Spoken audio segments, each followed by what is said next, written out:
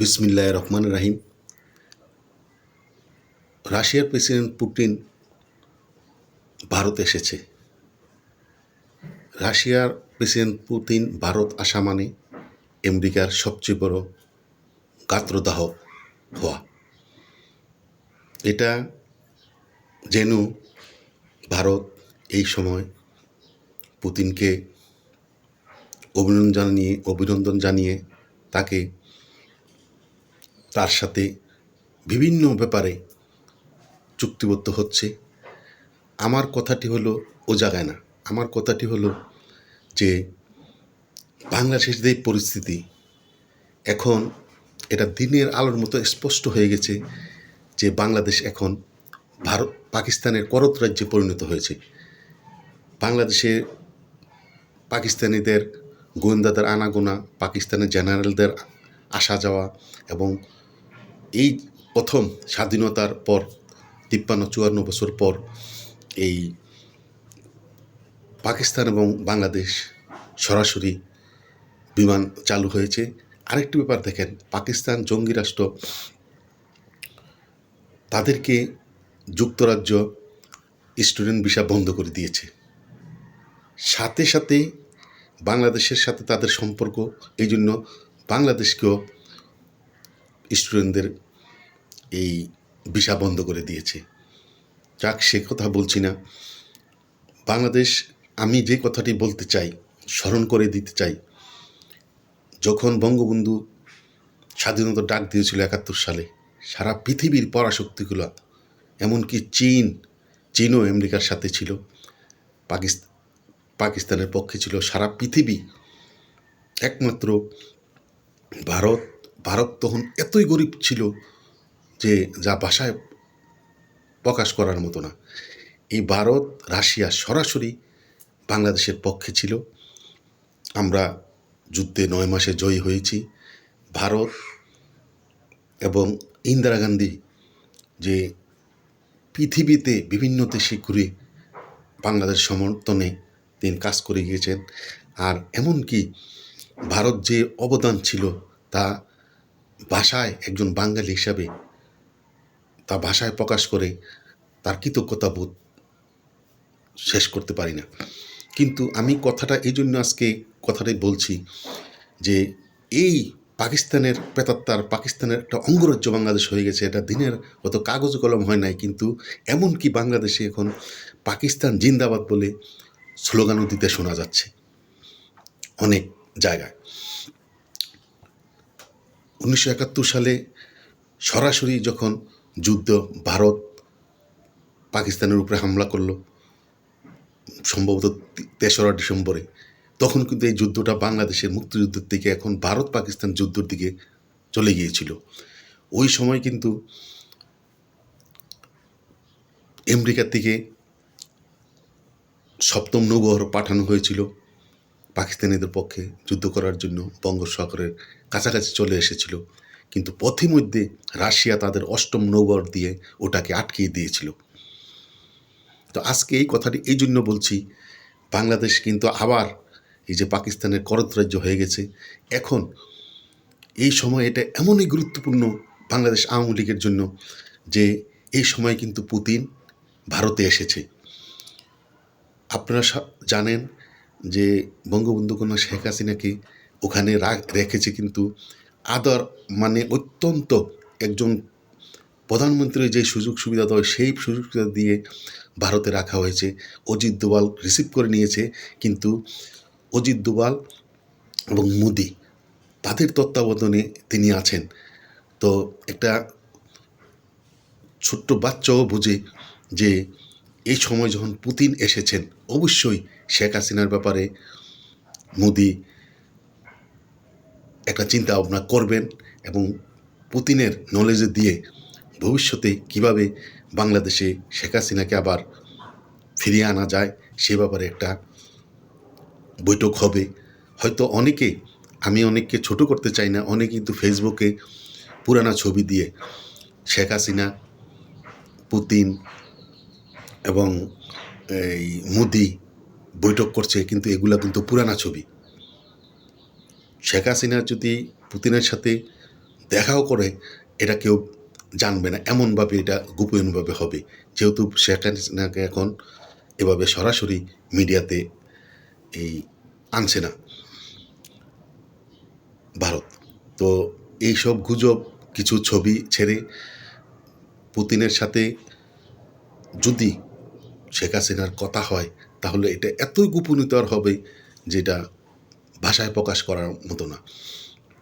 তাই আমার বিশ্বাস যে পুতিনের বর্তমানে ভারতে সফর করা বাংলাদেশ আওয়ামী লীগের জন্য একটা বিরাট অ্যাসেসমেন্ট বলে আমি মনে করি।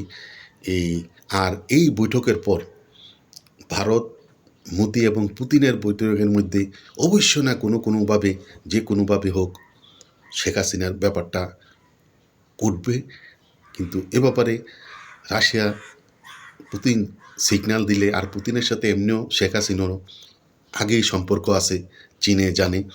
তো যদি তারা দুজনে করে, পুতিন এবং মোদি, তাহলে পৃথিবীর কোনো শক্তিই আওয়ামী লীগকে আর দমিয়ে রাখতে পারবে না এখানে এখন বাংলাদেশে। তাই আমি মনে করছি যে এই যে পুরানা বন্ধু ৭১-এর যেই যারাই আওয়ামী লীগকে সহযোগিতা করেছে, সেই শক্তিটাই আবার ইনশাল্লাহ এই আওয়ামী লীগকে সহযোগিতা করবে। এবং আরেকটি কথা, হয়তো আমি ছোট্ট মুখে কথাটি বলছি, যে পাকিস্তান, ভারত যেভাবে জঙ্গি হামলা হওয়াতে, পেহেলগামে জঙ্গি হামলা হওয়াতে হঠাৎ সিঁদুর নামে যে যুদ্ধটি করেছিল, তারা পাকিস্তানের ভিতরে 400-500 কিলোমিটার ভিতরে গিয়ে তারা যেই জঙ্গিদের আস্তানায় আক্রমণ করেছিল। এখন আমার একটা বিশ্বাস যে ভারত কিন্তু এর মধ্যে অজিত দোভাল, বাংলাদেশ নিরাপত্তা উপদেষ্টা খলিল রহমানকে, যে বাংলাদেশের ভিতরে 7-8টি জঙ্গির আস্তানা আছে, তারা সব এমনভাবে জঙ্গি আস্তানার নাম ঠিকানা সহ অজিত দোভালের এই খলিলুর রহমানের কাছে দিয়েছে। তাই আমার বিশ্বাস, আর বাংলাদেশের বর্ডারের চারিদিকে বাংলাদেশ স্বাধীন হওয়ার পর সবচেয়ে বেশি সৈন্য সমাগম ঘটিয়েছে ভারত, এবং বিভিন্ন জায়গায় মাইন পুঁতেছে, এবং বাংলাদেশের বর্ডারের আশেপাশে বুড়িমারি, রংপুর, ওইসব এলাকায় আকাশে বিমান মহড়াও চলছে। তা আমার মনে হয় যে এখন ইউনূসে যেই তালবাহানা শুরু করেছে, আর যে ধরনের কথা বলছে, আর এই ভারত সম্বন্ধে যে ধরনের মিথ্যা অপবাদ দিচ্ছে, আমার মনে হয় যে ভারত যে কোনো সময় এই জঙ্গি আস্তানাগুলোর মধ্যে হামলা করবে। ডক্টর ইউনূস যে কী অবস্থা হবে এক আল্লাহ ছাড়া কেউ জানে না। সে কিন্তু এখনও বুঝতেছে না, সে মনে করছে আমেরিকা আমার মাথার উপর হাত দিয়েছে, আমার আর কোনো সমস্যা নাই। কিন্তু সে যেভাবে বিভিন্ন কারণে ভারতকে দোষী করছে, এবং যেভাবে ভারতকে দোষী করে নানান কিছু বলে ভারতকে খেপিয়ে তুলছে, তো এটাতে ভারত অত্যন্ত রাগান্বিত হয়েছে। সে এমনই শোনা যাচ্ছে যে পাকিস্তান বলছে যে এবার ভারতে তারা আক্রমণ করবে পূর্বাঞ্চল দিয়ে মানে ভারত বাংলাদেশ দিয়ে। তো বাংলাদেশের সাথে বিমান যোগাযোগ, জাহাজ আসছে পাকিস্তান থেকে, সামরিক সরঞ্জাম আসছে, এবং বাংলাদেশে পাকিস্তানি জঙ্গিরাও এসে এখানে বিভিন্ন জায়গায় ঠাঁই নিয়েছে। তাই ভারত আর বাংলাদেশের বর্তমান পরিস্থিতি সবচেয়ে খারাপ, স্বাধীনতার পর থেকে সবচেয়ে খারাপ অবস্থা যাচ্ছে। আর আপনারা দেখছেন যাই কিছু হচ্ছে, শুধু ভারতকে ভারতকে এভাবে দোষ দিতে ভারত কিন্তু অত্যন্ত রাগান্বিত অবস্থায় আছে। তাই এই যে একটা অবস্থা ভারতের, বাংলাদেশের বর্ডারে ভারতের যেই সামরিক মহড়া এবং সামরিক উপস্থিতি, এটা আমাদেরকে ভাবিয়ে তুলেছে এমন কিছু ঘটতে পারে, যার জন্য আর এমন একটা অবস্থা সৃষ্টি হয়েছে। 2024 সালে 5ই আগস্টের পর এই বিএনপির ভাইয়েরা বুঝে না বুঝে ছাগলের ৩ বাচ্চা ২ বাচ্চা দুধ খায়, ১ বাচ্চা ফালাফালি করে, ঠিক লাফালাফি শুরু করেছে তারা। এই যে আজকে ১৪, ১৫, ১৬, ১৭টা মাস আওয়ামী লীগের উপরে সারা বাংলাদেশে এই তারা যত অত্যাচার, নির্যাতন, মামলা হামলা করেছে তা বাংলাদেশের ইতিহাসে এক বিরল ঘটনা। কিন্তু তারা মনে করেছে যে শেখ হাসিনা তো নাই, কিন্তু তারা সবচেয়ে বড় ভুল করছে। এমন একটা অবস্থা সৃষ্টি হচ্ছে যে এই জঙ্গিদের পক্ষে পাকিস্তান, আমেরিকা তারা থাকবে, আর ভারত, রাশিয়া আওয়ামী লীগের পক্ষে থাকবে। কিন্তু এই মধ্যে দিয়ে ফাটাবাসে পড়বে এই বিএনপি। দুদিল বন্দা কলমা চোর, না পায় বেহেশত না পায় গুড়। তো ঠিক তেমনি তারা ভারতের, রাশিয়ার সহযোগিতা পাবে না, আমেরিকার সহযোগিতা পাবে না। তারা একটা মানিক্যা চিপা পড়ে যাচ্ছে। এই -2 ফর্মুলার থেকে এখন -4 ফর্মুলা হয়ে গেছে। এই সরকার ডক্টর ইউনূস -2 ফর্মুলা একাকারতা বাস্তবায়ন করার চিন্তা করেছিল, সে এটা এখন -4-এ নিয়ে করেছে।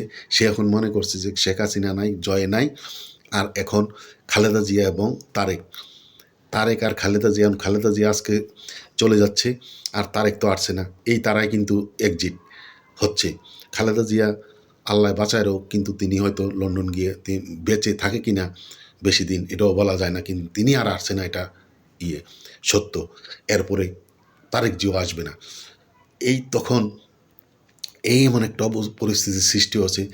ইনশাল্লাহ আল্লাহর রহমতে এমন যেই পরিস্থিতির সৃষ্টি হচ্ছে, শেখ হাসিনা আবার ভিড় দর্পে আওয়ামী লীগ আগের চেয়ে আরও শক্তিশালী হয়ে বাংলাদেশের রাজনীতিতে আবির্ভূত হবে। এবং তাই রাশিয়ার পুতিন এই সময়টার মধ্যে ভারতে এসে যে একটা অবস্থা সৃষ্টি হচ্ছে, যার জন্য বাংলাদেশ আওয়ামী লীগের জন্য, আমাদের জন্য একটি ভালো খবর অপেক্ষা করছে। ইনশাল্লাহ অচিরেই আমরা তার কিছু প্রমাণ পাব। আর নির্বাচন নিয়ে যেই খেলা চলছে, জামাত আর বিএনপির সাথে যে ধরনের কথাবার্তা চলছে, আর শিবির চট্টগ্রাম, ঢাকা, রাজশাহী প্রত্যেকটি মহানগরগুলো শিবিরের ছেলেরা দখল করে নিয়েছে। এখন বিএনপির ভাইদেরকে, ছাত্রদল, যুবদলকে তাদেরকে দেখা যাচ্ছে না। তাই আগামীতে রাজনীতিতে এক বিরাট সমীকরণ ঘটতে যাচ্ছে। তাই বাংলাদেশ আওয়ামী লীগের সকল নেতাকর্মী ভাই বন্ধুর বলবো, সবাই ঐক্যবদ্ধ থাকুন। ঐক্যবদ্ধ আওয়ামী লীগের বিকল্প নাই। আর আপনারা যারা অনেকে ফেসবুকে, আমি দেখেছি আওয়ামী লীগের অনেক দায়িত্বশীল ভাইয়েরা ফেসবুকে ছবি দিচ্ছে যে পুতিন, এই শেখ হাসিনা, এই মোদি একসাথে ফ্ল্যাগ লাগিয়ে মিটিং করছে। এগুলা লজ্জাজনক, এগুলা না করাটাই ভালো। এগুলা হাসির খোরাক হয়। যেটা লিগ্যাল ওটাই বলবেন। শেখ হাসিনার সাথে পুতিনের কথা হলে এটা অত্যন্ত গোপনীয়তা হবে, যে বিশ্ব মিডিয়াও এটা কেউ জানতে পারবে না, এমনকি ভারতের সাংবাদিকরাও সহজে এটা জানতে পারবে না। একথা বলে আমার কথা এখানে শেষ করছি। জয় বাংলা, জয় বঙ্গবন্ধু, জয় হোক বাংলার মেহনতি মানুষের।